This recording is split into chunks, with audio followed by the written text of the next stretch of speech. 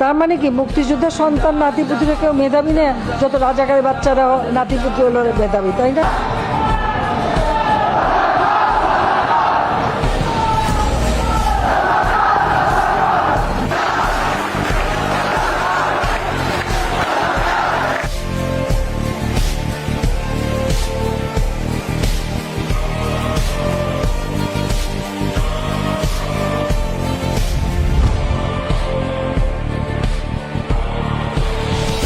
এখানে এত ছাত্রছাত্রী, কিন্তু শিক্ষক আমি একা।